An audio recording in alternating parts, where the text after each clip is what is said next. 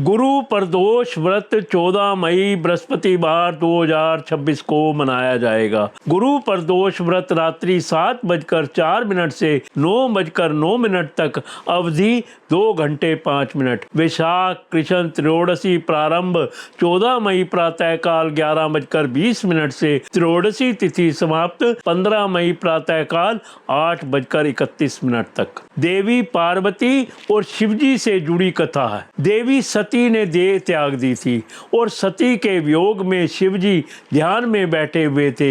एक दिन शिवजी के पास हिमाचल राज और उनकी पुत्री पार्वती पहुंच गई। हिमाचल राज के मन में था और पार्वती जी भी चाहती थी कि मेरा विवाह शिवजी के साथ हो जाए, लेकिन शिवजी तो तप कर रहे थे। सती के बाद वे दोबारा विवाह करना नहीं चाहते थे। आप यहाँ तप कर रहे हैं, यहाँ आपका ध्यान रखने वाला कोई नहीं है।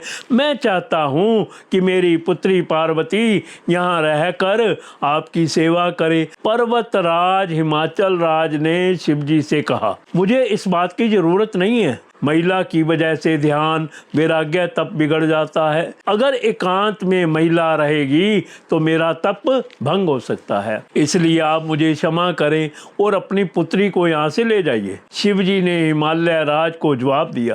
हिमालय राज और शिवजी की ये बातें देवी पार्वती बहुत ध्यान से सुन रही थी। आप कह रहे हैं कि आप तप कर रहे हैं, तो जब आप तप ही कर रहे हैं तो आपको ये आभास कैसे हुआ कि शरीर महिला का है और ये शरीर पुरुष का है? पार्वती जी ने शिवजी से पूछा। देवी पार्वती की ये बात सुनकर शिवजी हैरान हो गए, क्योंकि देवी ने बात बहुत बुद्धिमानी की कही थी। देवी आपकी बात सही है, लेकिन मेरी बात भी सही है, शिवजी ने कहा। इसके बाद शिवजी ने हिमाचल राज से कहा कि आप चाहें तो समय समय पर कुछ देर के लिए देवी पार्वती यहाँ आ सकती हैं और यहाँ की व्यवस्था सुधार कर वापस लौट जाएं। इस कथा में शिवजी और पार्वती जी ने संदेश दिया है कि हमें अकेले में अपनी भावनाओं पर नियंत्रण रखना चाहिए। अकेलेपन में ही व्यक्ति की भावनाएं